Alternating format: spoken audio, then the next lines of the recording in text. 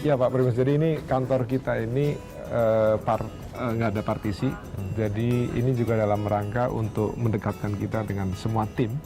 Jadi antara CEO, CFO, COO, VP, semua jadi satu dengan karyawan, sehingga proses komunikasinya sangat gampang. Jadi dari board of director sampai kepada karyawan paling rendah. Betul. Dalam satu ruangan ini. Betul. Itu tanpa partisi, tanpa sekat. Betul. Dalam rangka ini, kita menjadi perusahaan yang sangat lincah, dinamis, dan solid tim. Dan kita juga punya beberapa ini Pak, award yang kita sudah Ini bisa penghargaan dapat. nih, banyak sekali. Iya. Mana yang Jadi, paling ini yang prestisius ini? di Singapura Pak. Jadi di Marina Bay Sands Singapore dari Budget and Travel Awards kita dapat Best Overall Marketing Campaign. Artinya pada saat itu memang Citylink airline baru yang sudah bisa dilihat di level Singapura. Jadi walaupun belum terbang ke ASEAN ya. Betul Pak. Jadi kita lihat kita sudah mulai menjadi perhatian orang. Dan yang paling penting ini adalah office dengan rasio 1:34.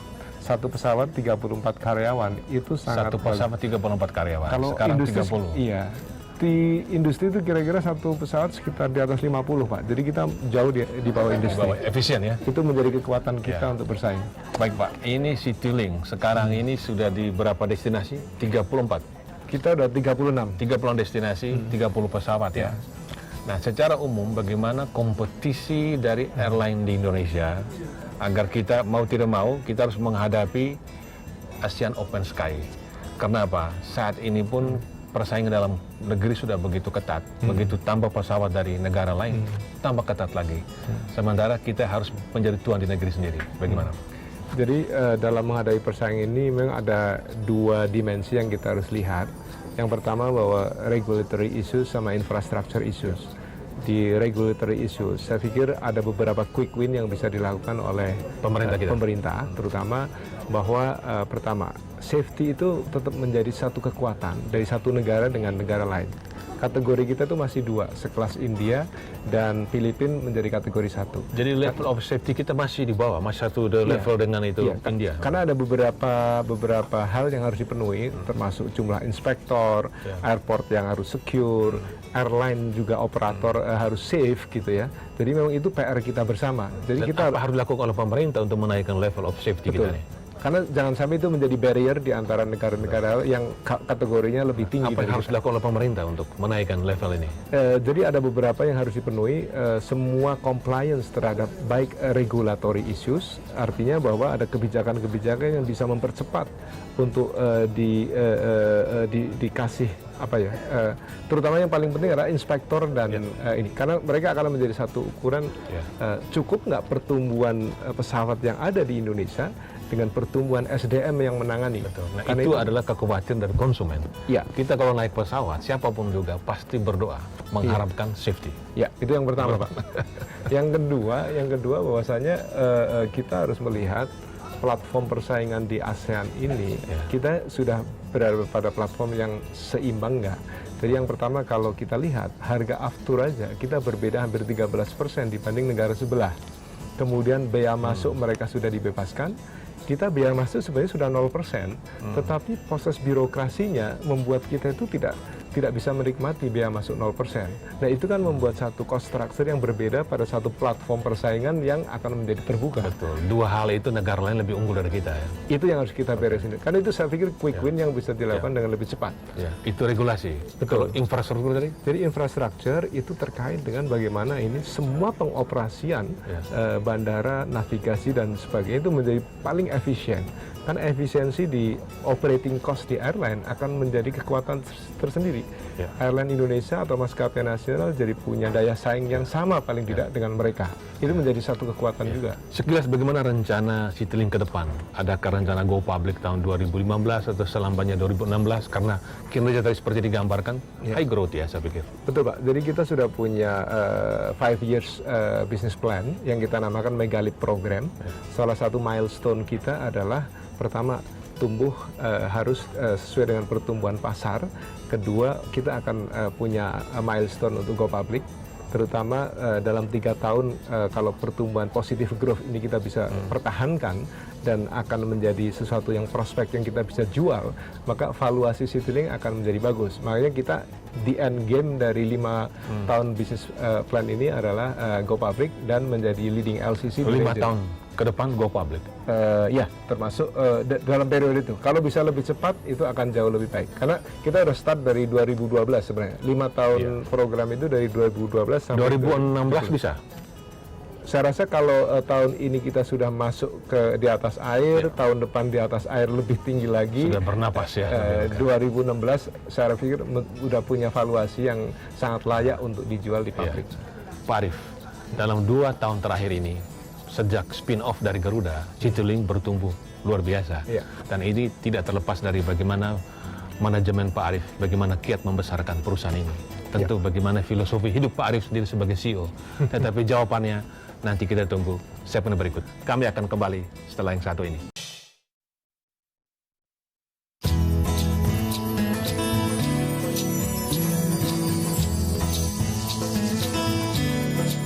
Pemirsa, Anda masih bersama saya Primus Dorimulu dalam acara CEO Talks.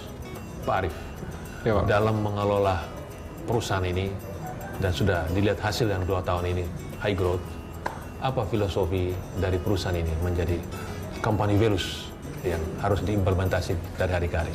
Ya, yang pertama bahwasanya kita kan tadi punya 8 pilar ya. Yang pertama yang kita bangun adalah people-nya. People itu harus menjadi orang yang dipercaya. Jadi untuk menjadi orang dipercaya itu punya 3 modal. Yang pertama bahwa dia memang punya kompetensi yang tepat. Kedua itu punya integritas yang tinggi. Yang ketiga memang punya jaringan atau networking yang bagus. Karena disitulah menjadi orang yang menjadi modal utama kita untuk bangun Citylink. Values yang kita bangun sebenarnya sederhana di Citylink itu. Jadi yang pertama orang Citylink harus simple. Artinya secara personal, dia itu selalu berpikir yang simple tetapi progresif. Kedua, seorang Citylink itu harus selalu tepat waktu dalam segala hal. Dalam bekerja, timeline yang tepat dan sebagainya. Kemudian yang ketiga, orang Citylink itu harus bisa saling berinteraksi dengan orang lain dan membangun kepercayaan satu dengan orang yang lain. Jadi kita hanya bertumbuh di 3 values itu. Jadi walaupun IT basis, bagaimana menggunakan IT, tapi harus simple ya. Jadi yang paling penting setelah kita dapatkan ini orang yang punya karakter seperti itu dan mental pemenang, kita bangun yang pilar kelima itu yang IT based airline tadi, Pak. Karena setiap orang kita ukur, setiap orang kita kasih challenge dengan performa yang harus tinggi. Jadi KPI dari masing-masing orang kita sudah turunkan, dashboardnya jelas. Jadi masing-masing orang punya dashboard, mulai dari manajemen level ada dashboard, VP level ada dashboard, even frontline juga ada dashboard.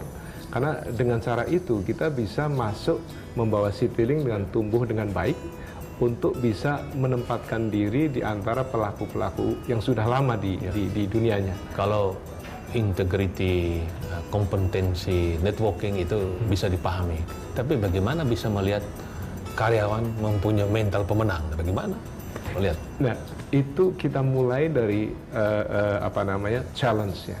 Jadi mental pemenang itu harus kita pertama dari challenge. Kita taruh dia ukuran-ukuran bahwasanya Citylink itu dalam 3 tahun harus mencapai 11 juta penumpang.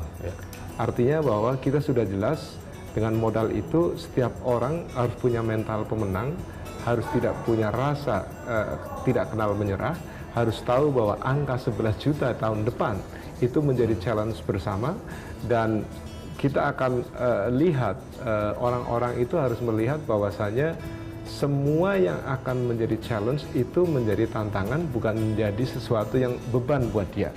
Makanya kita ciptakan tadi organisasi kita itu yang open, ya. Kemudian proses komunikasi antar satu orang dengan orang lain tidak ada barriers, sehingga dia merasa bahwa we are in the same boat. Betul. Kita satu tim dan kita akan menuju pada sasaran yang sangat jelas. Anda di perusahaan ini memaknai sendiri apa disebut integrity. Saya tadi baca di dinding tadi. Itu apa penjelasannya itu? Ya, kalau bahasa Inggrisnya, kalau istilahnya ya satunya kata dan perbuatan atau walk the talk gitu ya. Jadi setiap kita bekerja, apa yang kita cita-citakan, apa yang Ya. kita planning, apa yang kita katakan, sama dengan apa yang kita hasilkan. Kemudian itu menjadi modal awal buat kita, karena ini kita harus tumbuh cepat. Tadi saya baca tadi, integrity artinya kalau Anda berlaku yang benar, memperjuangkan yang benar, bukan karena dilihat orang, tetapi karena itu benar. Luar biasa, Pak. Iya kan, betul. Karena bayangin aja, ini perusahaan ini harus tumbuh, ya, harus sehat, Services, Pak. dan harus bisa melayani dengan baik. Nah, sekarang filosofi Pak Arief sendiri. Pak Arief ini sudah 24 tahun di airline.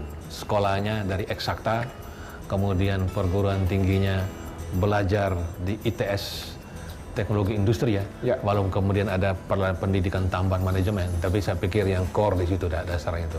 Kemudian masuk airline. Bagaimana kok bisa tertarik masuk airline? Kan bisa, teknik industri kan banyak sekali. Mengapa tertarik airline? Jadi saya memang lebih menyukai di dunia aviasi sejak saya masuk di salah satu inspirasi saya waktu itu bagaimana, karena tahun 85 itu Pak Habibie cukup terkenal. Jadi waktu itu kelas berapa Anda? 85 saya baru SMA kelas SMA kan. Jadi saya lihat, wah, ini airline itu menjadi sesuatu yang sangat inspiring buat saya waktu itu. Apalagi saya memang sangat suka eksakta. Waktu di perguruan tinggi, saya itu sebenarnya bercita-cita kepengen di manufacture airline juga. Tapi ada satu filosofi yang saya itu selalu ambil pilihan yang kesempatan pertama. Nah, pada saat saya sebelum lulus, ini Garuda sudah melakukan rekrutmen ke semua perguruan tinggi, salah satunya di ITS. Waktu itu yang memanggil saya pertama adalah Garuda. Saya pikir ini masih sejalan dengan inspirasi yang saya dapatkan bahwa airline itu sangat menarik. Waktu itu saya masuk ke divisi engineering di Garuda. Yeah. Nah, dari situ saya sudah mulai terinspirasi bahwasanya selain saya kuat di eksakta, tapi satu kekuatan yang lain, saya itu lebih menyukai bergaul dengan orang. Jadi networking itu sangat saya sukai. Yang kedua, saya sangat suka membaca orang-orang yang sukses. Saya sangat suka membaca buku-buku yang terkait dengan psikologi. Ya, sukses ya. Ya, Dale Carnegie itu bacaan saya kira-kira 30 tahun yang lalu. Sejak SMP udah baca ya? Iya, saya SMP itu sudah mulai baca-baca buku Dale Carnegie. Kemudian zamannya Evelyn Toffler itu ngomong. Walaupun Anda eksaktanya bagus, bisa dapat nilai 10 matematika ya? Luar biasa. Waktu itu rata-rata saya memang begitu. Yang nggak tahu saya mungkin itu salah satu rahmat juga buat saya. Tetapi itu bukan menentukan kesuksesan orang. Kesuksesan orang adalah yang terakhir kali bahwa saya harus menjadi orang yang dipercaya. Dipercaya oleh teman, dipercaya oleh atasan, dipercaya oleh bawahan. Itu modal saya aja. Trust, kepercayaan, dan itu tepat Anda memimpin airline. Airline ada services, modal utama adalah trust, karena Anda melayani people. Terima kasih. Pemirsa, demikianlah perbincangan saya dengan Bapak Arief Wibowo, CEO PT Citylink Indonesia. Kita jumpa lagi dalam CEO Talks berikutnya.